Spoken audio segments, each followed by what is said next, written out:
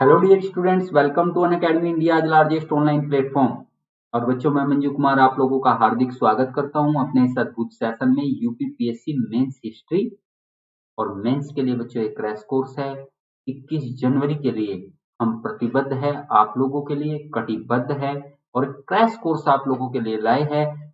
बहुमूल्य है ये आपके लिए ये कोर्स बच्चों, और इसका अनुसरण आप इसको फॉलो जरूर कीजिए। स्वदेशी एंड बॉयकॉट मूवमेंट आज का हमारा टॉपिक, और हम जानेंगे इसमें कि उग्रवादी चरण का उदय होने के बाद स्वदेशी और बॉयकॉट मूवमेंट किस तरीके से आगे बढ़ा, बंगाल का विभाजन किन कारणों से हुआ, और स्वदेशी आंदोलन में बॉयकॉट मूवमेंट में गर्म पंथ की क्या भूमिका रही और नरम पंथ की क्या भूमिका रही। हम इन सब बातों पर विचार करेंगे क्योंकि यहाँ से लगातार मेंस के क्वेश्चंस पूछे जाते हैं।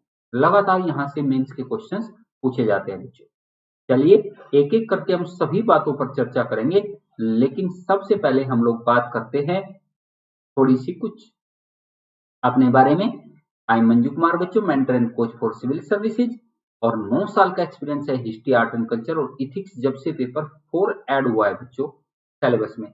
मास्टर्स किया है बच्चों हिस्ट्री और फिलोसफी में, और मैंने ऑप्शनल सब्जेक्ट के रूप में फिलोसफी में बच्चों में पढ़ाता रहा हूँ। यूजीसी नेट में क्वालिफाइड हूँ बच्चों हिस्ट्री से, और एक्सपर्ट हूँ एग्जाम प्लानिंग और स्ट्रेटजी में।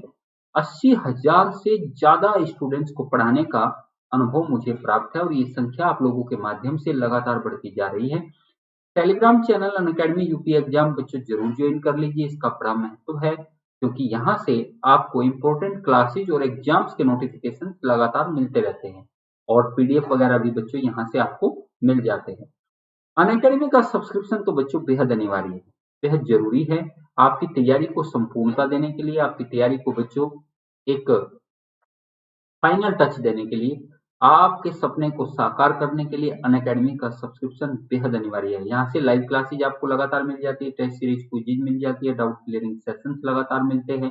लगातार आपको 1 to 1 टॉपिक के साथ में बच्चों क्लासेज मिलती है, और सभी कोर्स में जितने भी सब्जेक्ट है बच्चों आपके सभी पूरे करवाए जाते हैं 1 to 1 टॉपिक के साथ, जैसा कि मैंने बताया। अब आप थोड़ी सी बातों को समझिए बच्चों, जैसे कि टेस्ट सीरीज मैंने बताया ही आप लोगों को, टेस्ट सीरीज क्विज़ लगातार बच्चों यहाँ से आपको मिलती हुई चली जाती है। डाउट क्लियरिंग सेशंस भी बच्चों लगातार आपको यहाँ से मिलते हैं। अच्छा बच्चों, अनअकैडमी का सब्सक्रिप्शन आप लेंगे कैसे, हम बात करेंगे अनअकैडमी के सब्सक्रिप्शन का क्या प्राइस है, क्या दाम है। लेकिन सबसे पहली बात यह है कि आप लेंगे कैसे अनअकैडमी के सब्सक्रिप्शन को। बच्चों सबसे पहले आप प्ले स्टोर पर जाइए, अनअकैडमी लर्निंग ऐप डाउनलोड कर लीजिए, उसको इंस्टॉल कर लीजिए, लॉगिन कर लीजिए, प्लस पर क्लिक कर कीजिए, और बच्चों मैनेज गोल में जाइए। मैनेज गोल में जाकर के बच्चों यूपीपीएससी को आप सिलेक्ट कर लीजिए, और यूपीपीएससी को सिलेक्ट करने के बाद गेट सब्सक्रिप्शन पर जैसे ही क्लिक करेंगे बच्चों आपके सामने बहुत सारे ऑफर्स आएंगे। ये ऑफर्स है 1 month, 3 month, 6 month, 12 month, 24 month.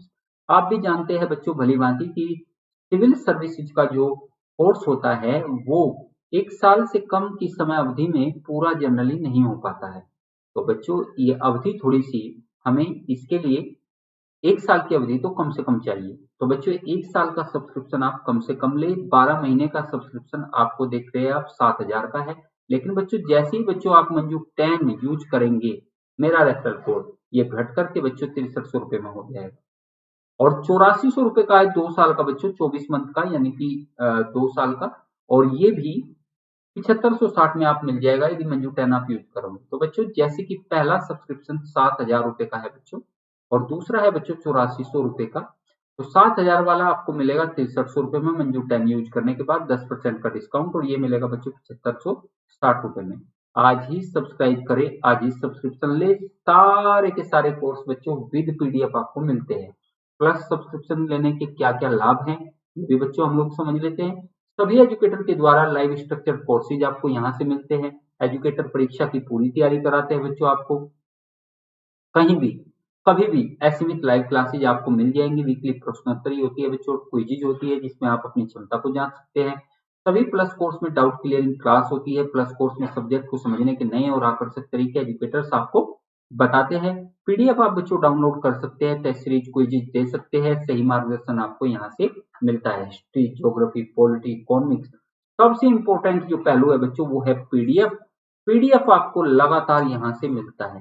तो बच्चों आज ही सब्सक्राइब करें, आज ही सब्सक्रिप्शन ले। तो बच्चों यूज मंजू 10 मेरा referral code, use my referral code बच्चों मंजू 10 एंड गेट 10% ऑफ। मेरा रेफरल कोड बच्चों मंजू 10 यूज करें और 10% का सीधा सीधा आपको ऑफ मिल जाएगा। तो बच्चों आज ही सब्सक्राइब करें। और बच्चों ये मेरा UPPSC mains crash course ethics integrity and aptitude बच्चों 2 जनवरी से स्टार्ट हुआ है 8:30 बजे बच्चों। ये 2 जनवरी से स्टार्ट हो रहा है 8:30 बजे बच्चों। जीएस पेपर 4 200 नंबर के लिए अति महत्वपूर्ण ये सेक्शन है।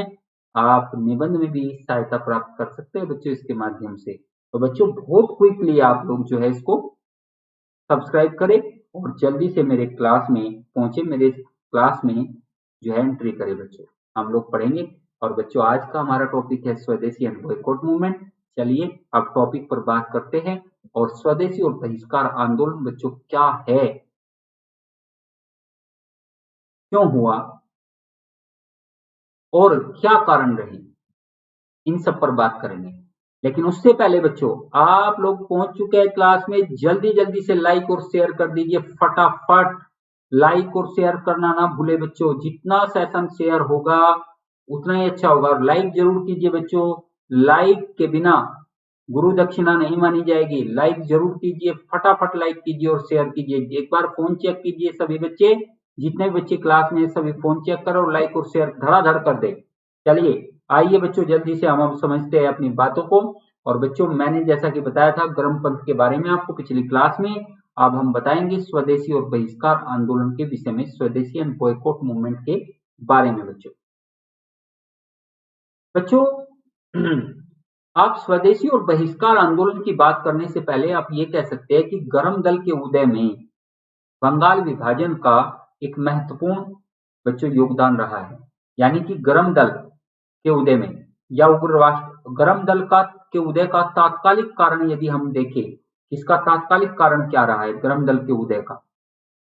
गर्म दल का उदय, गर्म दल के उदय के कई सारे कारण हो सकते हैं। गर्म दल के उदय के कारण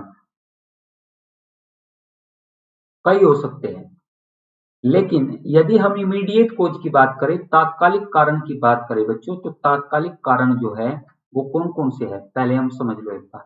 तात्कालिक कारण है बच्चों, पहला कारण है तात्कालिक कारण में बच्चों बंगाल विभाजन पहला कारण है। कहते हैं बंगाल विभाजन ने बच्चों उग्रवाद को जन्म देने में महत्वपूर्ण भूमिका निभाई। 1905 में बंगाल विभाजन की स्थिति को पैदा किया गया। लॉर्ड कर्जन के द्वारा बंगाल विभाजन को अंजाम दिया गया। बच्चों लॉर्ड कर्जन का नाम आप लोगों ने निश्चित रूप से सुना होगा। लॉर्ड कर्जन ने बच्चों बंगाल विभाजन को घोषित किया कि बंगाल विभाजन होगा। बंगाल का विभाजन क्यों हो रहा था, वास्तव में बंगाल विभाजन के पीछे ब्रिटिशों का क्या मत था, ब्रिटिश क्यों बंगाल विभाजन करना चाहते थे। यदि हम इस बात पर बच्चों गौर करें तो हमें सीधे सीधे कुछ उत्तर मिलते हैं कि लॉर्ड कर्जन बच्चों ये जानते थे कि भारत में राष्ट्रीय चेतना बहुत प्रमुख रूप से फैल रही है और बंगाल राष्ट्रीय चेतना का केंद्र के रूप में कार्य कर रहा है। यानी बंगाल केंद्र के रूप में है राष्ट्रीय चेतना के। तो बंगाल का विभाजन करके इस राष्ट्रीय चेतना को किसी तरीके से खत्म किया जाए, पहली बात तो बच्चों ये चाहते थे कर्जन। और दूसरी बात बच्चों कर्जन ये चाहते थे कि बंगाल विभाजन से हिंदू और मुस्लिम यूनिटी को भी तोड़ा जा सकता है, क्योंकि जिस बंगाल विभाजन की घोषणा उन्होंने की थी बच्चों, उस घोषणा के अनुसार एक तरफ बच्चों मुस्लिम मेजोरिटी होनी थी और एक तरफ होनी थी हिंदू मेजोरिटी। यानी कि वो फूट डालना चाहते थे हिंदू और मुसलमानों के बीच में, खाई पैदा करना चाहते थे। हालांकि बंगाल विभाजन करने में वो सफल भी हुए और फूट डालने में भी वो सफल हुए। इसी के बाद बच्चों 1906 में हमें पहली बार मुस्लिम लीग की स्थापना मिलती है। फूट डालने में वो कामयाब रहे बच्चों। तो बंगाल विभाजन से गर्म दल और भड़का बच्चों। गर्म दल की भूमिका और बढ़ने लगी। तभी तो हम 1905 को याद कीजिए, 1905 का वर्ष लॉर्ड कर्जन के द्वारा बंगाल विभाजन का वर्ष है बच्चों ये, और यही वर्ष है गर्म दल के उदय का भी। 1919 से 1905 से लेकर 1919 तक हम गर्म दल के पहले फेज के उदय को देखते हैं बच्चों इसमें, जो कि मैंने आपको पिछली क्लास में बताया भी था कि 3 चरणों में राष्ट्रीय आंदोलन है। पहले चरण में जहां कांग्रेस की स्थापना है, वहीं दूसरे चरण में, पहले चरण में जहां नरम दल का उदय है, वहीं दूसरे चरण में गरम दल का उदय है।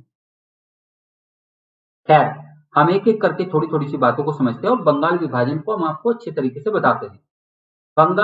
Bengal began to protest against the partition, which went public in 1903 and came into force in 1905। Bengal विभाजन जो कि 1930 में सार्वजनिक हुआ और 1905 में लागू किया गया के विरोध में प्रारंभ हुआ। क्या? स्वदेशी आंदोलन या बहिष्कार आंदोलन बच्चों। अब बंगाल विभाजन के पीछे कारण क्या थे? बंगाल विभाजन के पीछे सरकार की वास्तविक मंशा बंगाल को दुर्बल करना था, कमजोर करना था, क्योंकि उस समय बंगाल भारतीय राष्ट्रवाद का प्रमुख केंद्र था और यहां से बुद्धिजीवी राष्ट्रीय चेतना को जगाने में लगे हुए थे और पूरे भारत में ये राष्ट्रीय चेतना फैल रही थी। तो बंगाल का विभाजन तो बच्चों अनिवार्य था, ब्रिटिश उसे करना ही चाहते थे और बंगाल विभाजन की घोषणा जुलाई 1905 में की गई। थोड़ा सा समझते हैं एक बार बंगाल विभाजन को, यहीं पर थोड़ा सा समझ लेते हैं बच्चों और देखते हैं कि बंगाल पार्टीशन ऑफ बंगाल क्या है बच्चों। पार्टीशन ऑफ बंगाल क्या है, बंगाल का विभाजन क्या है। लाइक और शेयर करते रहे बच्चों, फटाफट लाइक और शेयर करते रहे। पार्टीशन ऑफ बंगाल यानी कि बंगाल और विभाजन, बंगाल का विभाजन क्या है। बंगाल का विभाजन के समय, पहली बात, बंगाल के विभाजन के समय वायसराय कौन? Viceroy of India at that time viceroy of India was Lord Curzon.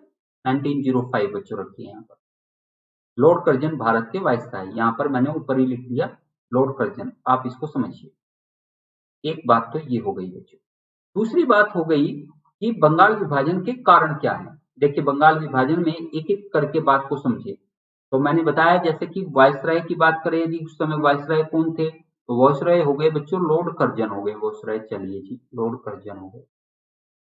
अब दूसरी बात को समझिए, कब घोषित किया गया बहन, यानी कब घोषित किया गया है, तो जुलाई 1905 में घोषित किया गया कि भाई बंगाल का विभाजन होगा। हालांकि इसकी योजना बहुत पहले से बन रही है। क्यों किया गया, वाई, क्यों किया गया, तो बच्चों दो कारण थे। कारण क्या थे यानी कि क्यों किया गया, तो पहला कारण था बच्चों बंगाल विभाजन का, नंबर 1, बंगाल राष्ट्रीय जागरूकता का केंद्र बन रहा था, बंगाल राष्ट्रवाद का केंद्र था, बंगाल को राष्ट्रवाद के केंद्र बनने से रोका जाना था। बंगाल राष्ट्रवाद का केंद्र बन गया था बच्चों, केंद्र बन गया था। एक बात कि भाई बंगाल राष्ट्रवाद का केंद्र बन गया, इसको तोड़ो। दूसरा, हिंदू मुस्लिम यूनिटी को तोड़ना है, हिंदू मुस्लिम यूनिटी को समाप्त करना है, हिंदू और मुस्लिम यूनिटी को समाप्त करना है, इसलिए भी हमें बंगाल का विभाजन करना है। लेकिन वास्तविक कारण क्या थे, चलो ये कारण तो बताए गए, ये बताए गए कारण है बच्चों, ये बताए गए कारण हैं कि बंगाल का विभाजन हम इसलिए कर रहे हैं, ये बताए गए कारण हैं। लेकिन वास्तव में एक कारण है थोड़ी ना, ये वास्तव में कारण नहीं है। अब यहां पर देखिए वास्तविक कारण क्या थे, वास्तविक कारण, सॉरी, ये वास्तविक कारण है बच्चों, सॉरी, ये वास्तविक कारण है। और बताए गए कारण देखिए अब क्या थे, बताए गए कारण क्या थे अब समझा देते हैं। सॉरी बच्चों, थोड़ा सा भ्रांति हो गई। और ये है देखिए बच्चों बताए गए कारण, कारण बताया गया, कारण बताया गया कि भाई बंगाल जो है वो बहुत बड़ा है, बंगाल आकार में, और प्रशासनिक दृष्टिकोण से हमें बड़ी दिक्कत हो रही है, इसका प्रशासन संभालने में हमें बड़ी दिक्कत हो रही है। तो इसलिए बंगाल का विभाजन तय किया जाए, डेट फिक्स की गई 20 अक्टूबर 1905, 20 अक्टूबर या कोई 16 अक्टूबर कहता है, 20 अक्टूबर 1905 को बंगाल विभाजन किया जाएगा। ये तय किया गया कि भाई बंगाल विभाजन हो जाएगा। अब यहां पर बंगाल विभाजन करने के बाद बंगाल कैसे होने वाला था, कैसा होने वाला था, यदि इस पर बात करें तो एक बार कि भाई बंगाल विभाजन के बाद बंगाल कैसा होने वाला था, एक बार उसको भी तो देखो। देखिए यहां पर थोड़ा सा समझिए, पार्टीशन ऑफ बंगाल बच्चों, एक बार फिर से समझिए। पार्टीशन ऑफ बंगाल,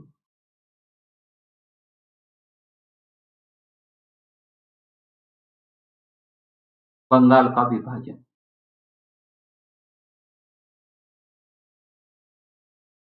अब इसको समझना है हमें एक एक करके बच्चों।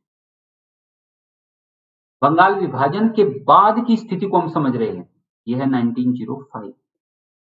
बंगाल को दो पार्ट में बांटा गया। पहला, दो भाग बच्चों, टू पार्ट्स में बांट दिया गया, दो भागों में बांट दिया गया। पहला भाग क्या था? पहला भाग था ईस्ट बंगाल। ईस्ट बंगाल यानी कि हम इसको कहेंगे बच्चों पूर्वी बंगाल। पूर्वी बंगाल एक भाग बनाया गया और दूसरा भाग बनाया गया बच्चों वेस्ट बंगाल यानी कि पश्चिमी बंगाल। दूसरा भाग क्या बना बच्चों? वेस्ट बंगाल यानी कि पश्चिमी बंगाल बच्चों।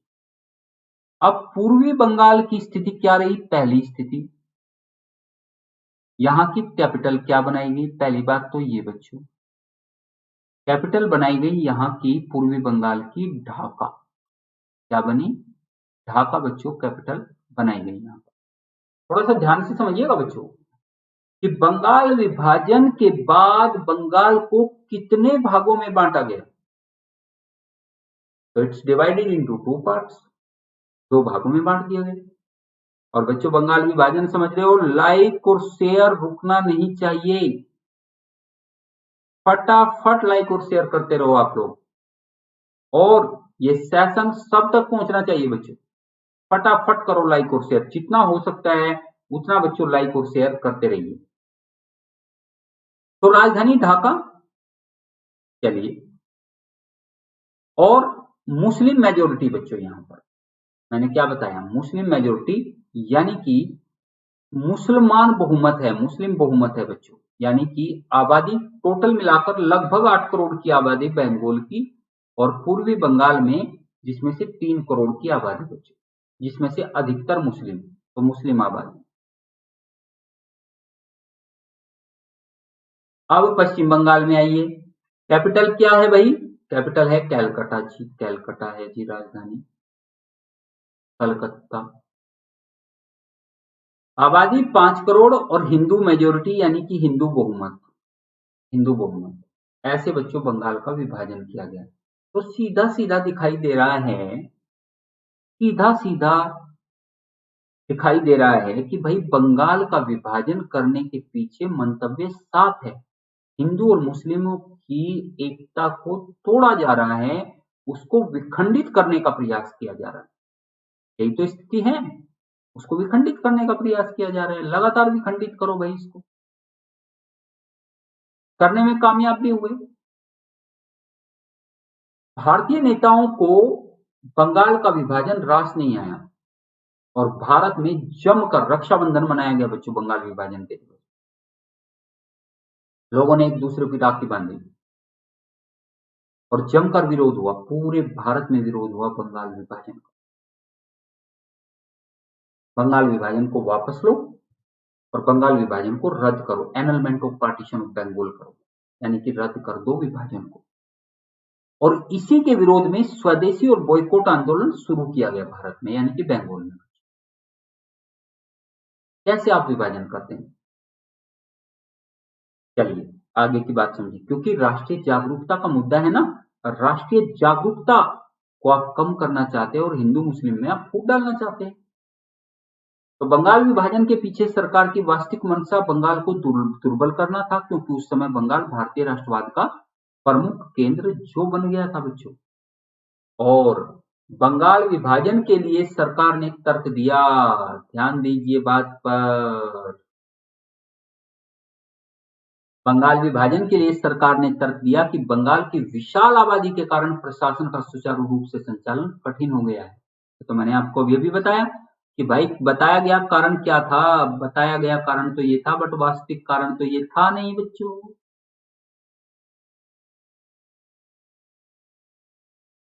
बड़ा तो था बंगाल, चलो इसमें तो कोई दो राय नहीं है भाई, बड़ा है बंगाल। आबादी में 8 करोड़ की आबादी है, सबसे बड़े सूबे के रूप में है। बंगाल में उस समय शामिल भी क्या क्या था भाई, यदि हम बात भी कर ले इस बात की तो इसकी आबादी भी हम देखकर भी दंग रह जाएंगे बच्चों। इसमें क्या क्या था, इसमें बिहार था आज का, देखिए क्या क्या था बच्चों, बंगाल था ही, या आपका ये वेस्ट बंगाल था, ईस्ट बंगाल था बच्चों, बिहार बंगाल में उस समय ईस्ट बंगाल था, दूसरा तीसरा बच्चों बिहार था उस समय, चौथा बच्चों उड़ीसा था, ओडिशा था, पांचवा बच्चों झारखंड भी आज अलग हो गया है तो झारखंड था बच्चों, झारखंड के साथ साथ बच्चों आसाम था इसमें, और आसाम के अलावा सेवन सिस्टर्स थे बच्चों, ये सब थे बच्चों, ये सब थे। अब आप सोच के देखिए बंगाल कितना बड़ा है। अब पूर्वी बंगाल तो बच्चों बांग्लादेश, आज का बांग्लादेश भी इसी में शामिल है, मैंने क्या बताया।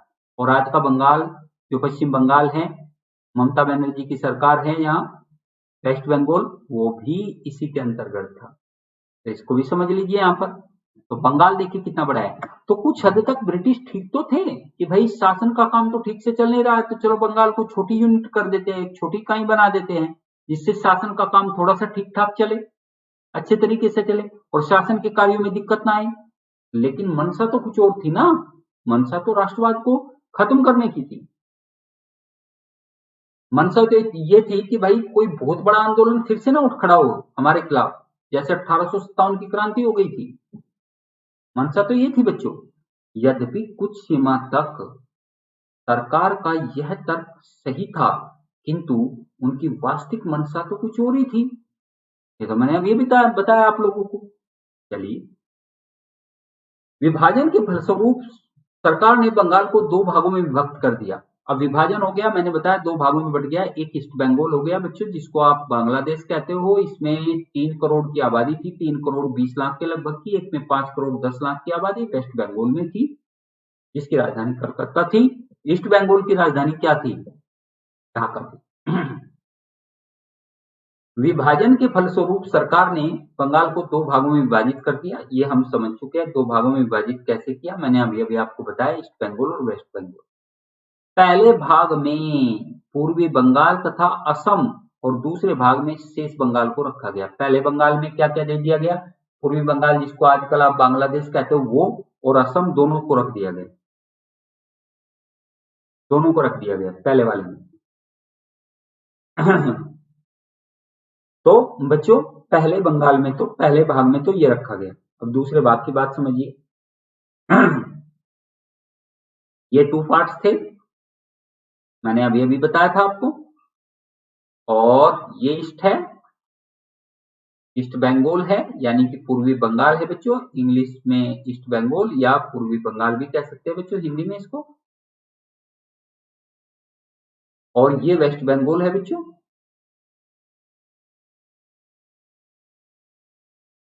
इसको पश्चिम बंगाल बोल सकते हैं बच्चों, इसकी राजधानी ढाका कह सकते हैं, इसकी राजधानी कलकत्ता होगी बच्चों। इस तरीके से विभाजन किया गया। उदारवादियों का बंगाल विभाजन विरोधी अभियान। अब मुद्दा उठता है कि पूरे भारत में विरोध प्रदर्शन होने लगे बंगाल विभाजन के विरोध में, कि भाई बंगाल विभाजन नहीं होना चाहिए। पूरे देश में विरोध प्रदर्शन स्टार्ट हो गए, और वो भी बड़े पैमाने पर। उदारवादियों का बंगाल विभाजन, बंगाल विरोधी जो उदारवादियों का जो बंगाल विभाजन विरोधी अभियान था, वो 1903 से लेकर 1905 तक चला। 1905 में बड़े पैमाने पर जब बंगाल का डिवीजन कर दिया गया, सामने आया बच्चों वो विभाजन। उदारवादी, अब उदारवादियों के रोल को देख लो पहले, फिर उग्रवादियों के रोल को भी देख लेना। उदारवादी जिन्होंने बंगाल विभाजन के विरोध अभियान में सक्रिय भूमिका निभाई, जिन्होंने सक्रिय भूमिका निभाई,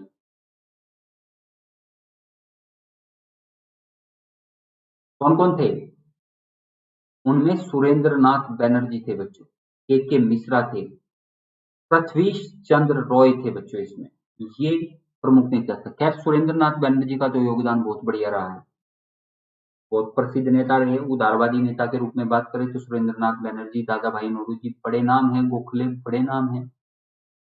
उदारवादी नेताओं के क्रम में यदि बात करें, फिरोज शाह मेहता, बदरुद्दीन तैयबजी, ये बड़े नाम कहे जा सकते हैं।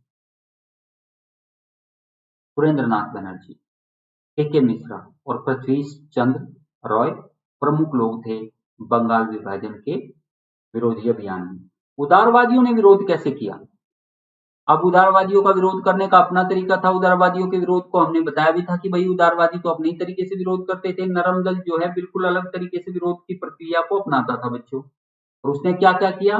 विरोध के जो तरीके उसने अपनाए, जनसभाएं की, जनसभाओं का आयोजन किया, याचिकाओं का आयोजन किया, संशोधन प्रस्ताव पारित किए, पॉम्पलेट्स बांटे और समाचार पत्रों के माध्यम से विरोध किया।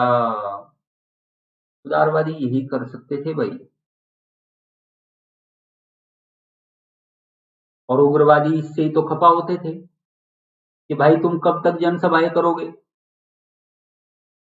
तुम कब तक याचिकाएं दोगे कि भाई ये गलत है। ब्रिटिशों को तुम कहोगे कि भाई न्याय करो, हमारे साथ न्याय करो। अन्यायी ब्रिटिश साम्राज्य न्याय तुम्हारे साथ कैसे करेगा? कैसे करेगा न्याय? संशोधन प्रस्ताव तथा पंपलेट बांटे लोगों में जागरूकता फैलाने के लिए कि भाई देखो ब्रिटिश हमारे साथ क्या क्या कर रहे हैं। खैर, नरम दल की पद्धति पर सीधा सीधा आक्षेप नहीं लगाया जा सकता बच्चों। की भी अपनी उपलब्धियां थी, उसकी भी अपनी विचारधारा थी, अपना मत था, अपने सिद्धांत थे, जो कि आगे बढ़े भी। हम ये भूल नहीं सकते कि उदारवादियों ने महत्वपूर्ण भूमिका का निर्वाह किया है। क्लास खत्म नहीं हुई बच्चों। यूपीपीएससी मेंस क्रैश कोर्स के लिए हम ये आपको बताने के लिए हमने ऐड की है बच्चों slide, ethics, integrity and aptitude. और बच्चों बहुत कम लोग जानते हैं जीएस पेपर 4 में इतना महत्वपूर्ण है। सीधा सीधा 200 नंबर आपके कब्जे में आ सकते हैं बच्चों, सीधे सीधे 200 नंबर आपके कब्जे में आ सकते हैं। बस इथिक्स को तैयार करने में भी ज्यादा समय नहीं लगता बच्चों। 250 नंबर का वेटेज है बच्चों इसका यूपीएससी में, और 200 नंबर का जीएस पेपर 4 के रूप में यूपीपीएससी में बच्चों। 2 जनवरी से स्टार्ट हो रहा है, रात 8:30 बजे। जुड़ना ना भूले। जिनके पास सब्सक्रिप्शन है वो इनरोल कर ले, और जिनके पास सब्सक्रिप्शन नहीं है वो तुरंत ले ले। बंगाल विभाजन के संबंध में उग्र राष्ट्रवादियों की गतिविधियां क्या रही? एक्टिविटीज ऑफ जेलोट्स या एक्सट्रीमिस्ट्स। एक्सट्रीमिस्ट्स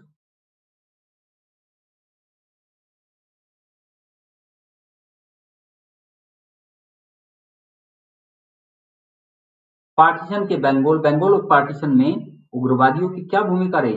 पहली बात, बंगाल विभाजन के विरोध में सक्रिय भूमिका निभाने वाले कौन कौन थे? इसमें भी समझ लो उग्रवादी नेता, उदारवादी नेताओं की तो बात हमने कर ली बच्चों। अब उग्रवादी विचारकों की बात कर लो, यानी कि जो उग्रवादी पथ के थे या उग्रवादी दल के थे। तो गरम दल में सबसे महत्वपूर्ण भूमिका निभाई बाल गंगाधर तिलक ने। बंगाल विभाजन में बाल गंगाधर तिलक ने सबसे महत्वपूर्ण भूमिका निभाने का काम किया बच्चों। विपिन चंद्र पॉल, विपिन चंद्र पाल या पॉल बच्चों इन्हें बोलते हैं, इन्होंने भी महत्वपूर्ण भूमिका निभाई। लाला लाजपत राय ने महत्वपूर्ण भूमिका निभाई और अरविंद घोष एक बड़े नेता के रूप में आए। तो कुल मिलाकर के बंगाल विभाजन के विरोध में उदारवाद भी आया सामने और उग्रवाद भी सामने आया। उदारवादी नेता जहां के मिश्रा, सुरेंद्रनाथ बनर्जी जैसे नेता थे, वहीं पर बच्चों उग्रवादी नेता बाल गंगाधर तिलक, विपिन चंद्र पॉल, लाला लाजपत राय और अरविंद घोष जैसे नेता थे। दोनों की भूमिका थी, और दोनों ने, अब गरम दल ने विरोध का क्या तरीका अपनाया? आपने नरम दल के विरोध का तरीका देखा कि भाई नरम दल ने विरोध कैसे कैसे जताया, उन्होंने किस किस प्रकार से विरोध जताया। जनसभाएं की, समाचार पत्रों के माध्यम से लोगों को जागरूक बनाने का काम किया, पंपलेट्स बांटे, ये सब कार्य किए। लेकिन गरम दल के लोगों ने कैसे किया विरोध, इसको भी तो देख लेना जरूरी है ना। तो देखिए, पहली बात, विदेशी वस्तुओं, स्वदेशी और बहिष्कार का नारा दिया गया। स्वदेशी और बहिष्कार का नारा दिया गया। स्वदेशी यानी अपने देश की वस्तुओं को अपनाया जाएगा।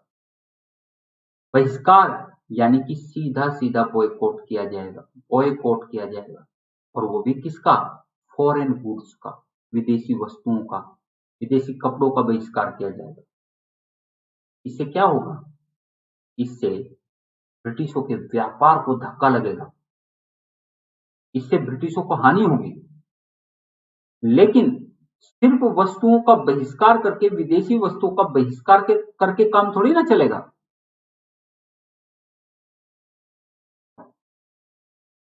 स्वदेशी भी तो होना चाहिए।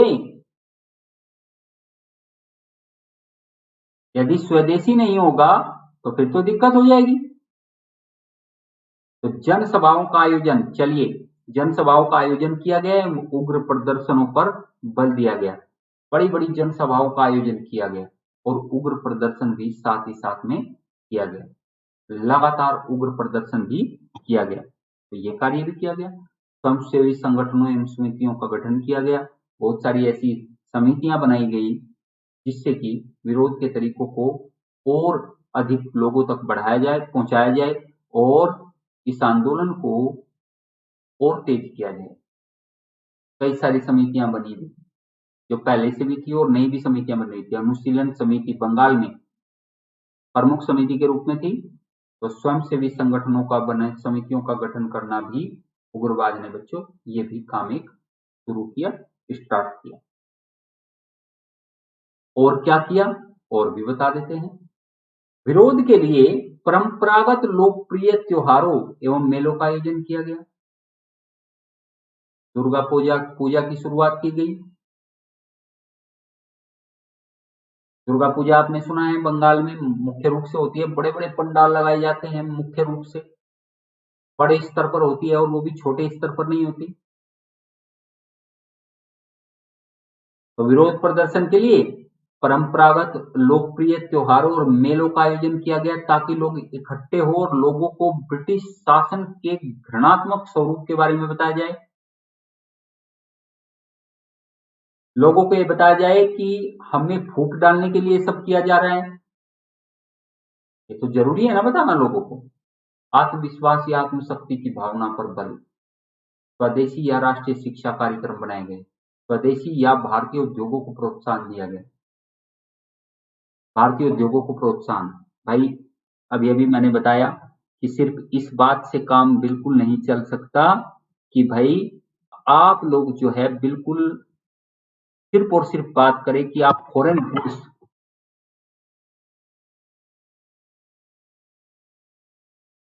आप सिर्फ और सिर्फ फॉरेन गुड्स का बहिष्कार करें, इससे काम नहीं चल सकता। आप लोगों को स्वदेशी के, स्वदेशी के स्रोत भी तो बनाने पड़ेंगे। तो इस पर काम किया गया।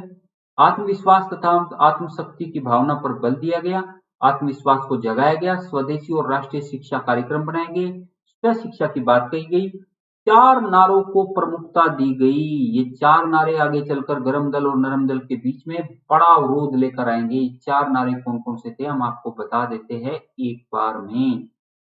अब देखिए, पहले ये समझ लीजिए, 4 नारे समझने से पहले कि स्वदेशी या भारतीय उद्योगों को प्रोत्साहन देना इस बीच में जरूरी था, जरूरी था, क्योंकि लोगों के पास विकल्प होना चाहिए। यदि लोगों के पास विकल्प ही नहीं होगा तो फिर लोग विदेशी वस्तुएं ही खरीदेंगे। निश्चित रूप से विदेशी वस्तुएं ही फिर लोग खरीदेंगे। तो उनके पास पहले विकल्प तो बना दो। तो विकल्प के लिए भी प्रयास किए गए। और बच्चों लाइक और शेयर करते रहे आप लोग। भारतीय संगीत तथा भारतीय चित्रकला को नया आयाम मिला। भारतीय संगीत को बढ़ाया गया। रविंद्रनाथ टैगोर ने इसी बीच में आमार सोनार बांग्ला नामक गीत लिखा। आमार सोनार बांग्ला, मेरा सुंदर बंगाल। विज्ञान के क्षेत्र में अनुसंधान बढ़े, मेडिकल क्षेत्र में अनुसंधान बढ़े। Jamshedji Tata iron and steel जो कंपनी थी बच्चों, वो बनी इसी बीच में। और मेडिकल क्षेत्र में भी बड़ी क्रांति आई। और शिक्षा संस्थाएं स्थापित हुई बड़े स्तर पर। Boycott of educational institution, British सरकार की एजुकेशनल जो इंस्टीट्यूशन है उनका बहिष्कार किया गया। और वहीं पर स्व शिक्षा की बात करी गई कि भाई नेशनल एजुकेशन की तरफ बढ़ो, नेशनल एजुकेशन की बात करो। तो boycott of educational institutions, local bodies और गवर्नमेंट सर्विस का भी बॉयकॉट किया गया। तब ना ब्रिटिश सरकार पर बड़े पैमाने पर दबाव बनेगा, तब ना ब्रिटिश सरकार पर बड़े पैमाने पर दबाव बनेगा। नहीं तो ब्रिटिश सरकार पर बड़े पैमाने पर दबाव कैसे बनेगा बच्चों। अब थोड़ा सा आपको बता रहे थे स्वदेशी। देखिए 4 नारे महत्वपूर्ण रूप से दिए गए। पहली बात, स्वदेशी का नारा दिया गया कि भाई स्वदेशी होना चाहिए। दूसरा, बहिष्कार का नारा दिया गया, विदेशी वस्तुओं का बहिष्कार होना चाहिए। इसका सिंपल सा मतलब है कि विदेशी वस्तुओं का बहिष्कार होना चाहिए। स्वदेशी, अपने देश की वस्तुओं का प्रयोग, बहिष्कार, विदेशी का बहिष्कार। ठीक है। स्व शिक्षा, अपनी शिक्षा होनी चाहिए। और स्वराज, और अपना ही राज होना चाहिए। गरमपंथ के नेताओं ने कहा इन चारों को पूरे देश भर में फैलाओ, पूरे देश भर में विस्तारित करो इन चारों सिद्धांतों को। कौन कौन से सिद्धांत हैं? स्वदेशी, बहिष्कार, स्वशिक्षा और स्वराज। चारों तरफ फैला दो इनको। लेकिन नरम दल ने कहा नहीं। इसके हिमायती कौन थे? गरम दल के नेता। नरम दल ने कहा बिल्कुल नहीं, ये थोड़ी जल्दी हो जाएगी और पूरे देश में इसका नहीं करना चाहिए, हमें ब्रिटिशों में आस्था रखनी चाहिए। नरम दल ने कहा बिल्कुल नहीं फैलाएंगे। और बच्चों कहते हैं गरम दल और नरम दल में एक सैद्धांतिक दूरी बन गई थी बीच में, जो कि सूरत फूट के रूप में सामने आई 1907 में। बच्चों सूरत विभाजन के रूप में सामने आई। कहते हैं स्वदेशी, बहिष्कार, स्वशिक्षा। हाँ, एक कार्य जरूर हुआ। 1906 में दादा भाई नौरोजी ने स्वराज जरूर मांगा। ये भी बड़ी क्रांति थी। उन्होंने कहा स्वराज से कम पे हम नहीं मानेंगे। ब्रिटिशों से कहा उन्होंने कि अब हम स्वराज से कम पे नहीं मानेंगे। स्वराज का मतलब बच्चों यहां पर डोमिनियन स्टेटस था। क्या था? स्वराज का मतलब क्या था? डोमिनियन स्टेटस, यानी कि डोमिनेट करने वाला स्टेटस था ये। यानी कि ब्रिटिश महारानी हमारी महारानी होगी, लेकिन भारत पर भारतीयों का शासन होगा, यानी कि डोमिनियन स्टेटस होगा। ये डोमिनियन स्टेटस की मांग कर रहे थे वो लोग। तो कहा जाता है कि स्वदेशी जो आंदोलन था वो काफी हद तक सफल रहा, लेकिन बंगाल विभाजन को अभी तक वापस नहीं लिया गया। स्वदेशी आंदोलन कई चीजें देकर गया। गरम दल और नरम दल के बीच में खाई भी पैदा करके गया, भारत में अनुसंधान को बढ़ाकर गया, भारत में स्वदेशी स्वशिक्षा को बढ़ाकर गया। साथ ही साथ आने वाले समय में भले ही कितना भी समय लगे, लेकिन annulment of partition of Bengal भी होगा। संगीत के क्षेत्र में, चित्रकला के क्षेत्र में वृद्धि करके गया। बहुत सारे काम किए। स्वदेशी मूवमेंट, लोगों को आत्मनिर्भर बनना सिखाया गया इसी में। तो बच्चों ये है मेरा इथिक्स का प्रोग्राम, और ये था स्वदेशी और बंगाल विभाजन के बाद स्वदेशी मूवमेंट के बाद UPPSC mains crash course ethics, integrity and aptitude बच्चों। और 2 जनवरी से स्टार्ट हो रहा है 8:30 बजे रात को जीएस पेपर 4 और मंजू 10 तुरंत यूज करके इसको तुरंत बच्चों ले लीजिए। आप लोग फटाफट लीजिए बच्चों। और अनअकैडमी का सब्सक्रिप्शन तो बच्चों जरूर लेना है। उसके लिए करना क्या है? अनअकैडमी लर्निंग ऐप डाउनलोड करना है, उसको इंस्टॉल करना है, लॉगिन करना है, प्लस पर क्लिक करना है और मैनेज गोल में जाकर के सीधा यूपीपीएससी सेलेक्ट कर लेना है और गेट सब्सक्रिप्शन में जाकर के मंजू 10 पहले तो ऑफर चुन लेना है। 1 साल का लोगे, 1 साल का तो कम से कम ले लेना। यूज करने के बाद रेफरल कोड मंजू 10 यूज करने के बाद 6300 रुपए में पड़ेगा बच्चों। इतना सस्ता कोर्स, 2 साल का 7560 में, 1 साल का 6300, 2 साल का 7560 में। लेकिन कब? मंजू 10 यूज करने के बाद। देखिए बच्चों ये 12 महीने का है, 7000 का है, लेकिन यूज करने के बाद 6300 का हो जाएगा। 2 साल का 8400 का दिख रहा है, यूज करने के बाद 7560 हो जाएगा। आज ही यूज करे, आज ही सब्सक्रिप्शन ले, तो यूज माय रेफरल कोड मंजू10 एंड गेट 10% ऑफ बच्चों, 10% का ऑफ पाए। थैंक यू सो मच बच्चों, आज के लिए इतना ही है। बहुत बहुत धन्यवाद, बहुत बहुत आभार। चैनल छोड़ने से पहले लाइक और शेयर करना ना भूले, तुरंत लाइक और शेयर करें। सारे बच्चे एक बार फिर से फोन चेक करें और फटाफट लाइक और शेयर कर दे सेशन को। ठीक है बच्चों, चलिए थैंक यू सो मच, बहुत बहुत धन्यवाद, बहुत बहुत आभार बच्चों। मिलते हैं फिर से जल्दी। Thank you so much.